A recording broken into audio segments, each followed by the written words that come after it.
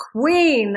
Oh my goodness. Oh my goodness. Oh my goodness. Am I beyond delighted to share with you today's incredible interview with Sahara Rose, my dear friend who just exudes all things femininity, spirituality, wisdom, goddess energy in such a powerful, abundant way. You are just going to be so filled up and feel like you have full-blown permission to be yourself, be your best self, and know that that's going to be the way that you're actually going to just thrive the most in life, financially and otherwise.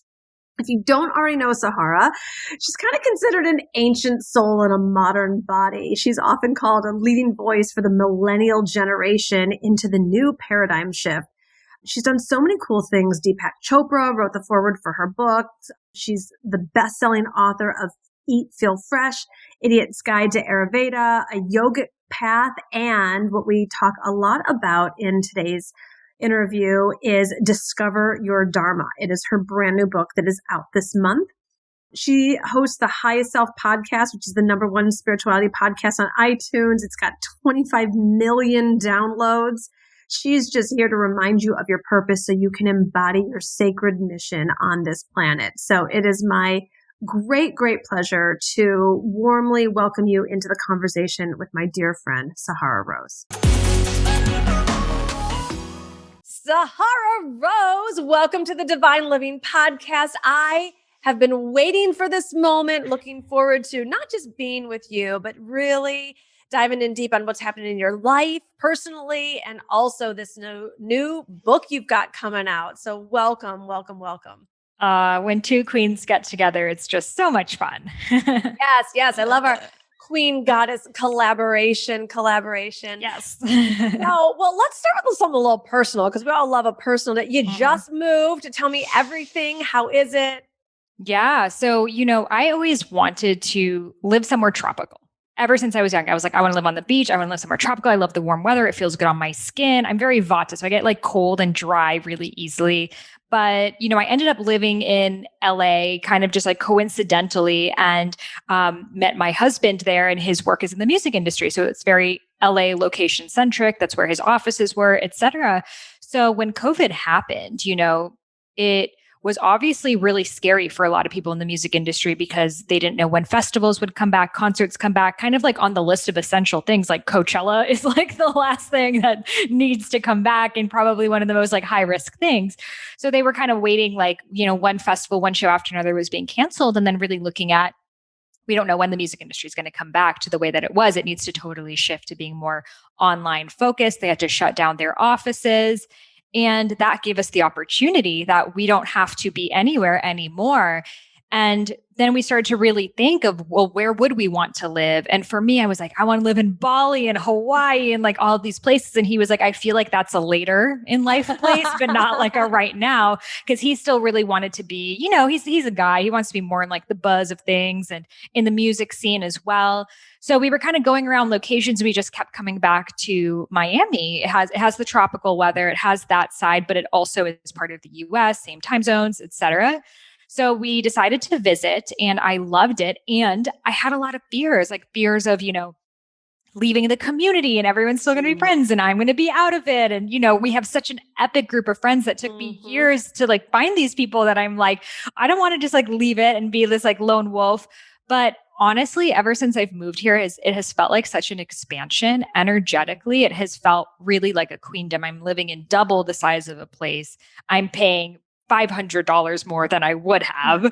I'm not paying state income tax, which is also pretty great. And it just feels so much more like luxury and big and expansive. I have my own office. He has his own office, and it feels like such an up leveling. And I share this because this year has thrown a lot of things to us that we would have never expected, and it came from taking that opportunity of something that is, a tragic incident, and then seeing what freedom is this now giving me and how can I best move forward. So I'm so glad that I did. And now I'm convincing you to move here too. Oh, well, there's not much arm twisting that's going to be needed there. That's for sure. That's right. Well, you look like you're just glowing. You always do, but you look extra Miami fresh today, goddess. Yes. So you mentioned that you're Vata.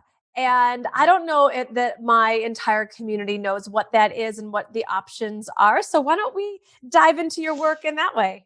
Yeah. So I teach something called Ayurveda, and a lot of people may have heard the word before, but it's the world's oldest health system, and it's the sister science of yoga. So when you're doing a yoga practice and you leave the yoga mat and you're like, I want to change how I eat and I want to meditate more and I want to, put oils on my skin and all of these other things that come around yoga, that's Ayurveda. So for me, my journey began with my own health issues. I had digestive issues, hormonal imbalances, was, prescribed all these prescription medications. Doctors told me I would never be able to have kids. And that's what brought me on the journey of discovering Ayurveda. So Ayurveda literally means the knowledge of life. So central to Ayurveda are the concept that not one food or one meditation or one practice or one purpose is the same for all of us. It really depends on your archetype. And these archetypes are called the doshas. So the word dosha is your energy type or your elemental type. So people who are very airy, that word is called vata. So how it feels physically is you will feel like air. So cold, dry, quick moving. You come up with a lot of ideas. You're big picture, you're creative, you're artistic. Think of that's like the air. It flows, it channels. You don't know which direction it's going to go in. And the shadow side of that, and everything has a light and a shadow side, is sometimes you get really overwhelmed. You have all these different ideas. You don't know what to focus on. The moment you're like, I'm going to do this, then you're like, oh, I actually want to do that. And I want to do that. And it's because there's so much air circulating. So there's a gift and there's a beauty in that. So for example, relating it to someone's purpose, these are the people who are going to be like your ideas people. Like, come to me, whenever you need to think of branding or think of something big pictures, think of something creative. That's their natural born gift. You're like, that's me. You don't strike me as someone who gets easily overwhelmed. That was my biggest problem actually, especially in my concept of finding my purpose. My issue was I had so many different ideas and they were radically different. I'm like, I want to start a skincare company. I want to start a clothing line. Now I want to be a shaman. Now I want to be this. And it's like, you just can't do them all. So these, Vata people, creative type of people, that's the gift. And they probably will go through many different passions in their lives, but the obstacle for them is to take action on something long enough to bring it to life. And then once you brought something to life, you have, your podcast going up, or you have your Etsy store or whatever it is. You're not going to quit and jump to the next idea because you have stake in the game. You have people depending on you. You've brought this into now the fire energy. So that fire energy is called pitta. So these are people who are naturally very like, get shit done, type A, like I have an idea, let's do it. Let's come up with the system. Let's come up with the action plan. So they may not even think of the idea fully before they just go into taking action. Like that's just who they are. They're like, let's go, let's get into it. And the beauty of that is they are change makers. They are people who really are shifting the world because they're not letting it just stay in the periphery of their mind. They're bringing it to the manifested form. And then the shadow side of that is sometimes they can get so caught in the doing that they end up burning themselves out, excess fire. So that's when they're like, well, customers need me or people like this. And they're not listening to themselves because in the process of bringing any project to life, you're going to change. So from just moving to that Vata, the creative, to the Pitta stage. I'm obsessed because I'm pretty sure I'm Pitta. So wait, say that last thing again, because anything Pitta brings to life, I'm going to change. So when you are on the journey of bringing your Dharma, your purpose to life, that journey from the Vata, the creation to the Pitta, the execution, it takes a lot. It takes you to make decisions. It causes you to look at your limiting beliefs.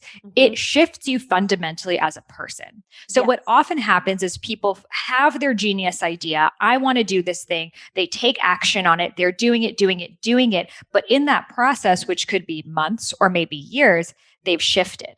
Now, when we hold on to that pitta, that fire stage for too long, we're not taking that sacred pause. We're not taking that breath away from it. We're on that hamster wheel of, well, this is what's working. This is what I wanted. This is what I dreamed of. So I should just keep on doing it this exact way.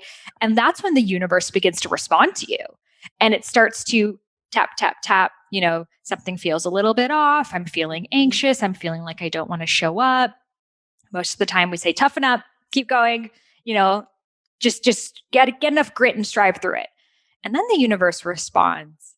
Knock, knock, knock, punch, punch, punch. Still, oftentimes we don't listen. That can feel like adrenal fatigue, burnout, panic attacks. And oftentimes we keep going. Life's tough. Get a helmet, just get even stronger, get back in the ring, try to bust open another door. And that's when the universe responds in a collision, a breakdown, something so big that you can't help but to look at your life a different way. Now, different people need different levels of breakdown. Some people need to hit that rock bottom is going to be very different for each person. However, the more you get in touch with your intuition, the more that you're able to feel when something's off, you don't need to hit rock, like the breakdown every single point. You can feel, okay, I'm feeling a little bit off. I'm feeling like I'm not really using my gifts right now, and make that shift. So the trick for especially the pitta people who can just kind of strive through anything and get through it and power up. And that's like oftentimes words we hear in like the entrepreneurial community, which is super pitta. But then what happens is then you catch yourself 10 years later, like I've just been working on something that wasn't in alignment with my truth. So the dosha you got to go into next from having the pitta is the kapha, and that's the earth energy. So this is that space between the inhale and the exhale. This is the sacred pause. This is, taking a vacation or taking a walk or taking a shower, or when you're creatively stuck to not just, drink another cup of coffee and power through it, but to, let it come to you. And oftentimes this is so tough for us because we live in such an action-oriented society. So we're like, if I want more results, I got to take more action. And that got you from the vata to the pitta. So it does make sense. It's a belief you picked up in the idea to the execution phase. But to get to that next level, kapha is reevaluation. You got to step back.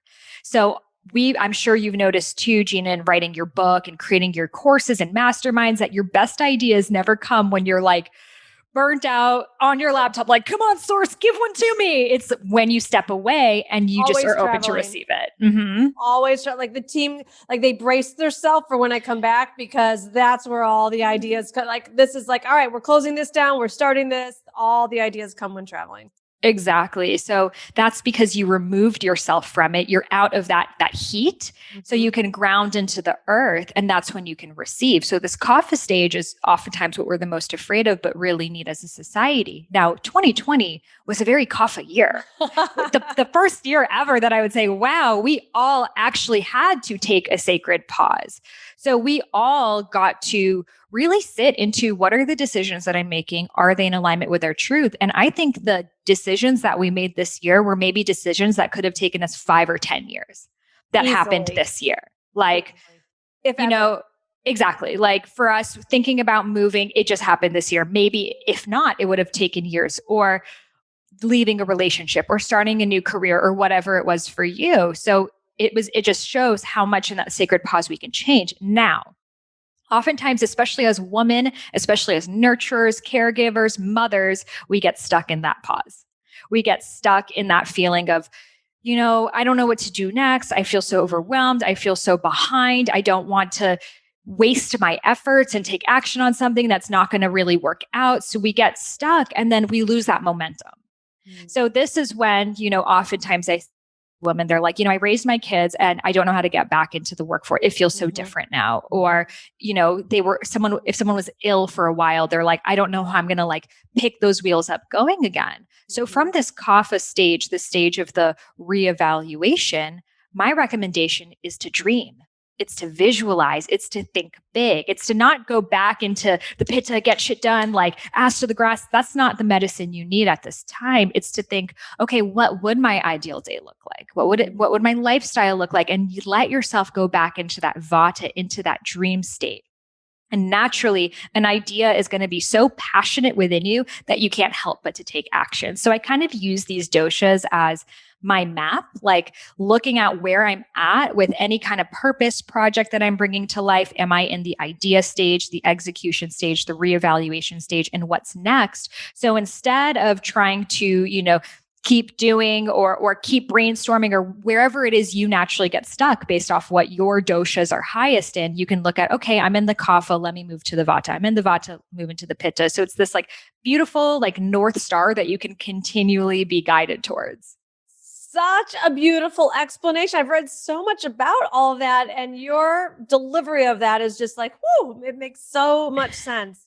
I love it. I love it. I love it. So speaking of your knowledge base, let's just go right into your new book that is out this month. So tell everyone the title of it and what it's about. I love it so much. Yeah. So it's called Discover Your Dharma, a Vedic Guide to Finding Your Purpose. And, I obviously started writing this book before 2020 happened. And then this year really made me realize how important it is for people to find their Dharma. We're at this time of massive career transition and change, and we're going to continue to be in these shifts. So this really provides us with the opportunity to now, when the rug has been pulled from under our feet, where do we want to step forward? What are we going to take from this and use this as an opportunity to get to know ourselves better? So, yeah, go ahead. So for people that don't know what Dharma means, define that. Yeah. So your Dharma is your soul's purpose. It is the big reason why you are here. So it's different than your career or job or a specific role that you play, but really it's more like your mission statement. So for example, your Dharma could be to bring beauty to this world, or to raise consciousness, or to connect people to their hearts, or to remind people of their queendom. So that's your mission statement. It's overarching.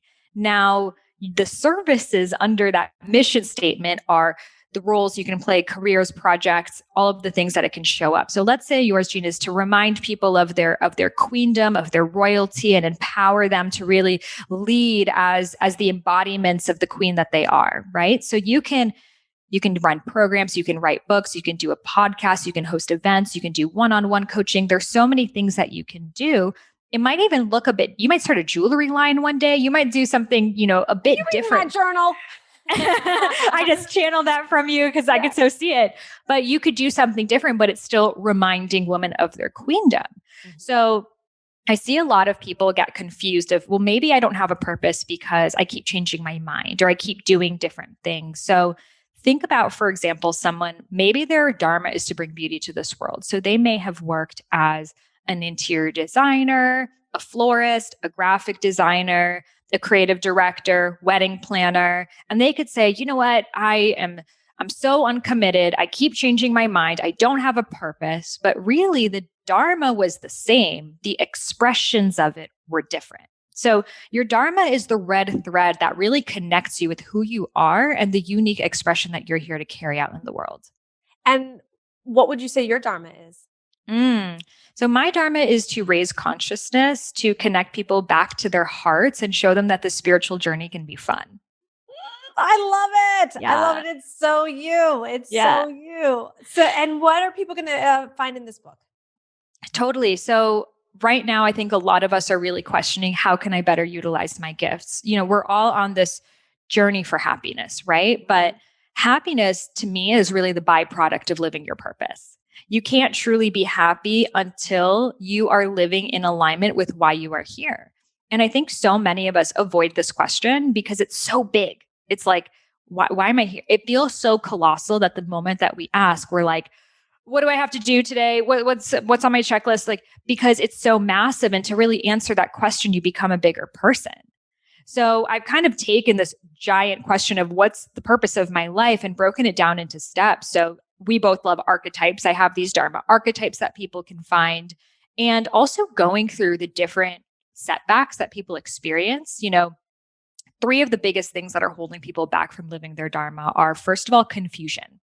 Mm-hmm. And this, I always labeled myself as a confused person because I was, again, multi-passionate, trying different things. You're like, huh? But my parents would always tell me, you're so confused. You don't know what you want. Just don't even try because you're going to change your mind, because I was expressing all these thoughts. But now I have realized that there's actually no such thing as confusion, because confusion is just the process of evaluating your own truth.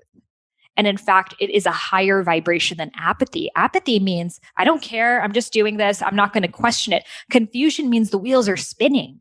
You're wondering what else is out there. And we live in this society that has taught us to not question, to follow what's next, to follow the norm, that when someone begins questioning, we don't know what to do with that. So we label it as confused, when really they're in this process of seeing, is this for me? I'm not sure. Is that for me? No, I'm not sure. And if we don't do that, how are we ever going to figure it out? Your Dharma is, you're not going to read an instructional manual and like your Dharma is right there. You've got to go through that process of trial and error and getting to know yourself. And then the more you get to know yourself, the less you got to go into those errors.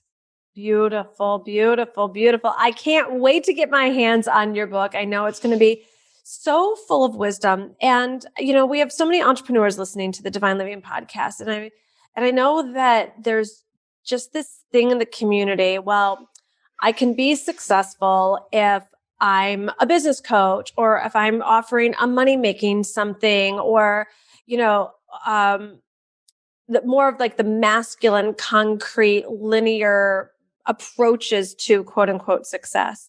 And I just think that you are such a beautiful, exquisite reflection of a woman who has this thriving, successful business, podcast, membership site, best-selling books, all the things, not on those subjects that people, and if I may say lovingly, use as an excuse of like that those are the people that can get the big success. So why do you think, how many downloads does your podcast have now at this point, Sahara?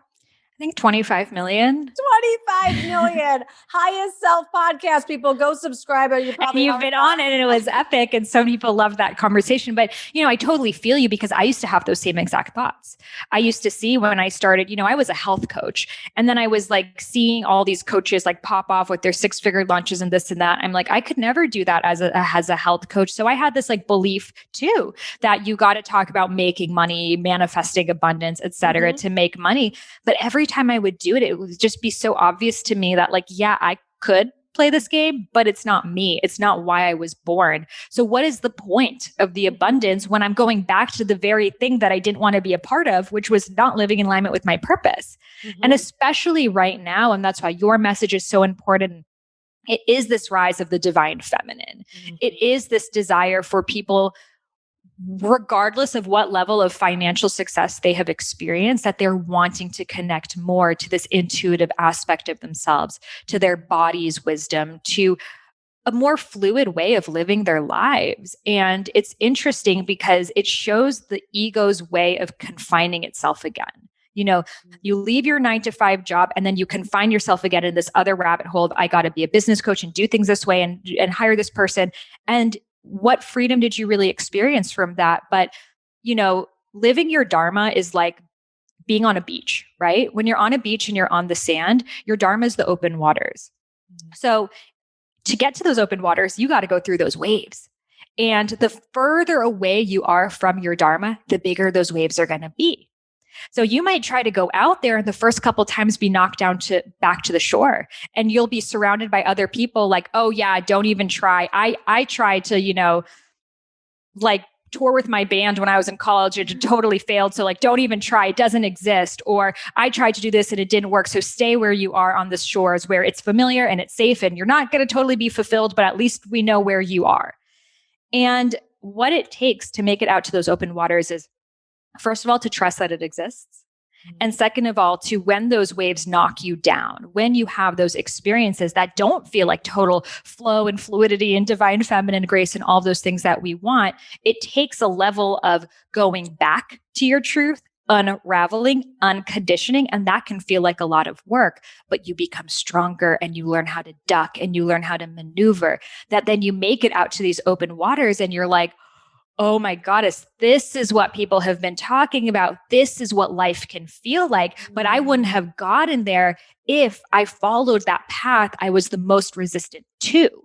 So a lot of people read spiritual texts, follow the path of least resistance, but sometimes to get to the path of least resistance, you have to follow the path you are the most resistant to. Preach, sister, preach. I love it. I love it. I love it. So what do you attribute your biggest successes to? And when I say successes, I mean, because I do want the entrepreneurial community to understand, like, your best-selling books, Deepak Chopra writing the foreword, $25 million. Like, why do you believe that you went from, or not even believing that was possible for you, to manifesting that in relatively a very short amount of time? Yeah. So to me, it always comes down to you sharing your unique gifts in the way that only you can. So in the book, I have this process of finding your Dharma blueprint. And unknowingly, this is what I was doing the whole time. So I would look at, what am I super excited about right now? So for me, it was Ayurveda. I love learning about Ayurveda. I'm studying Ayurveda. I want to talk about it. Like, it's all I'm thinking about. I'm so excited about it. So that's my excitement there. What mediums now am I good at? Okay, I'm a good writer naturally. I'm good at speaking. I'm good at communicating with people. I'm someone who can show up often. I can blog. I started blogging more so on the nutrition and health 11 years ago. Okay, these are the mediums I'm good at. Now, what obstacles have I overcome? I've overcome health issues. I've overcome not knowing my Dharma. I've overcome feeling confused, having familial issues. So there goes that. Now, what is my superpower? What is my unique thing that only I can do? So for me, it is kind of bringing these ideas to life, like kind of being this magician of like, I'm going to do this and just kind of going for it. Like sometimes even like storming and blindly taking action because I'm just so excited about it. And that's actually a superpower that I have. And then what is my Dharma archetype? So, I was studying a lot about different archetypes, and I would read about, the priestess or the teacher or, the Enneagram system, the doshas. And I would keep learning a new element of myself, human design, all of these things. So I would take them all together using my gifts, using my interests, using the obstacles I've experienced that I've now broken down into this Dharma blueprint, and just begun taking action towards that. So my biggest fear or thing I was the most embarrassed about and shameful about was my age, my lack of I'm too young to write a book on Ayurveda. No one cares about what I have to say. I'm not a doctor. I'm not this. I'm not that. But when I began to, instead of running away from that, begin to lead with that of, I'm here to just share with you what my experiences are. I'm here to share with you as, a millennial who's sharing this work. I'm here to share with you my voice. And, I love to dance. I love to, like be fun and playful. And I was hiding those sides of myself. But then the more I would bring those to the table, the more I would actually get a response from people. So I began to just show more different parts of myself that felt random, unintegrated, and bringing them together. So the very fact that it's me as a millennial sharing my voice in the way that they do, showing up in my kind of just like grounded, like, not like super spiritual way, is actually what made it stand out. And that's going to be for my people. It's not going to be for everyone. So I often tell people who are like, I don't know how to stand out. I don't know how to like, be seen in this world where there's so many people doing a similar thing that I want to be doing. It's, what are you the most ashamed about? What are the things you don't want anyone to know about you? And how can you actually integrate that with your Dharma? So brave, so sexy. Yes, yes, yes. So when you were that health coach and you decided to start your podcast, did you have the vision? You're like, you know what? One day I'm going to have $25 million. No. Do you know how my podcast started? I was, talking about like Ayurveda, nutrition, digestion, food, very health related. But my personal interest shifted into spirituality, because what happens when we go through our own healing journey is, once you go through a level of physical healing, then you're like, well, what else is there? And it's mental healing, emotional healing, spiritual healing. So my interest shifted from, I didn't want to learn everything about digestion and nutrition anymore, because I fixed my own, right? And I had talked about it for so long and written about it for so long, 7 years of doing it, 5 years as a one-on-one coach, like a while. So I really desired this place that I could speak about the things that I was excited about. But I had this fear that if I do it on my Instagram, which my Instagram was called Eat Feel Fresh, it wasn't even called my name. I was like, I got to stick to the brand. So let me create this whole other thing that this could be my outlet to talk about the things that I don't get to talk about on my Instagram, that I don't get to run programs and coach about. So it really started just as an outlet for me. And then the more I started to share in that outlet, the more that my passion began to cultivate in that direction, but then also response that I would get. So I know so many people are afraid of pivoting. They're afraid of, I don't want to lose my current client base audience because they're expecting this type of thing from me. So that's why I felt more comfortable starting a whole new platform doing that. So it felt like I could have this place where you're not expecting something of me. And then eventually when that grew and that became more of my passion, then on my Instagram, I'm like, yo, things are going to change around here. I am not going to share recipes and stuff like that anymore. And I totally get if I'm not going to be part of your journey. And so grateful for you being here. And I changed it to my name. And guess what? The opposite happened. I found more and more people. And that doesn't mean, sometimes we're like those 1,000 core followers, right? There's books about it, those 1,000 followers, but those 1,000 people will change as you change. So don't hold on to, but my audience wants this, but these people want that. You hold on to what your soul is telling you. You hold on to your nuggets of inspiration, and those 1,000 people will find you who need your message at the time. Truth. It's like we go through different seasons and different stages, and I've been evolving into the stage that I'm at right now. I can't even play the masculine game anymore. I can't even attach to what's linear or probable or predictable. And I'm just obsessed with evolving into let it be easy. I'm obsessed with get paid to be you. I'm obsessed with the feminine desires. They're there for a reason. And those are your roadmaps, all the opposites of what the Western world typically teaches. And that's why I love you, Sahara, and your message so much, and just everything that you've been talking about and sharing today, because as a society, and particularly as women, that we make the feminine our default and then back it up with the masculine versus the vice versa. We're just going to see this unleashing, this flourishing, and ultimately this such bigger success, not doing it the practical way. I've seen it in my own life. The times when I was just I want to host a private dinner in front of the pyramids or do a mastermind on a yacht in Mykonos. And people are like, what are you doing? It's it was my greatest joy. When I thought about what was the most pleasurable way for me to make money, not what I thought would really sell. It was that became the standout, but I wasn't trying to be a standout. I was just really committed to living in my joy, or as you would say, my Dharma. So absolutely. And I think that a lot of people have that feeling of who am I? Who am I to do it this way? I've never seen it been done like this. I've only seen successful people following this path. So this must be the paved path to success. So, that's why I love the title of your book. It's audacity, it's courage, it's strength. And for every single person, it's going to show up differently. I share that there's actually 3 ways of getting to your Dharma. So one of them is people will take the leap. So the leap is I'm just going to do it this way. I don't care. Even if I have to live in a van, I'm going to do it. But for some people that can feel a little bit intense, and that actually might not be their best work. For other people, it's the transition. So maybe you're at a job that it's not totally intolerable, but it's not your purpose. So you start to learn, you take classes, you try different things, you build that up to a point that you could, sustain your life off of it. And then you kind of do the slow fade away and move into that Dharma. Or for some people, it's an accident. The accidental Dharma is when it finds you, of you're just living your life, and then suddenly you go to a breathwork class, or you get your hands on a pottery wheel and you're like, this is actually what I meant to do. So it's so important for people to realize that it's not just one way. Our society also often really celebrates people who are like, I took a risk and I made it and here I am. And it's especially if you have a family that you're supporting or something else that you don't do well in a huge risk, it could be that huge transition. However, the transition is actually more difficult. And the reason why is because you don't have that same fire under your ass. Right. You don't have that same like, okay, if I don't make a change, like everything is on stake.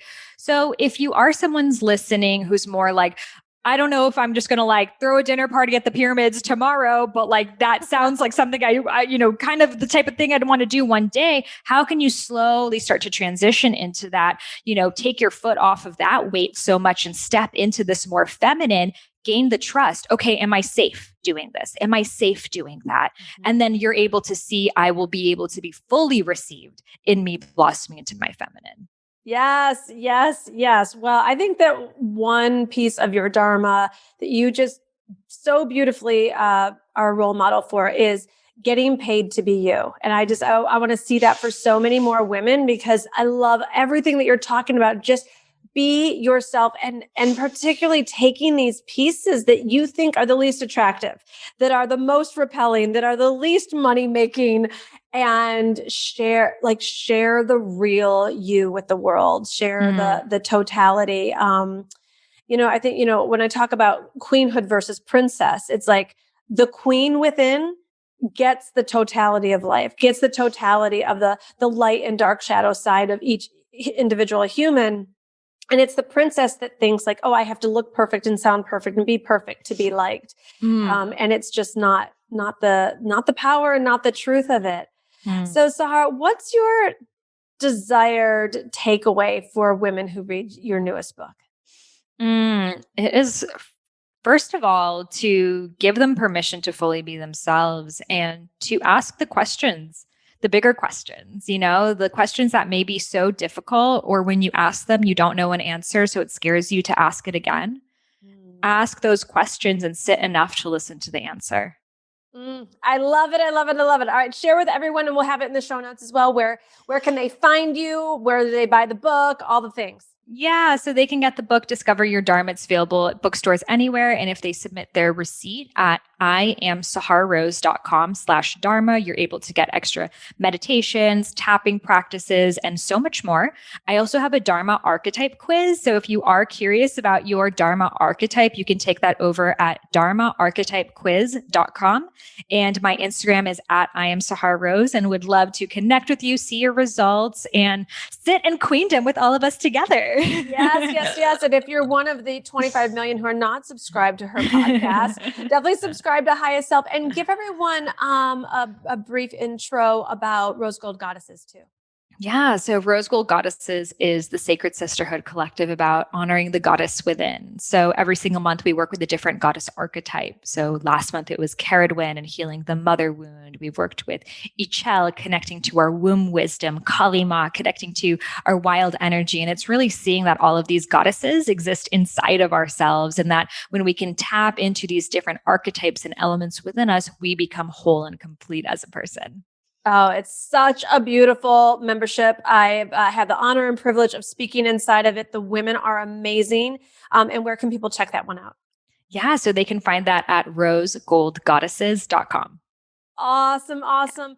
Sahara, as always, it's such a joy to be in your presence. Thank you so much for sharing your wisdom. I'm so excited to read your new book. I know it's just going to be an unleashing that women like us must experience in 2021. Thank you so much for having me. It was such a pleasure to be on.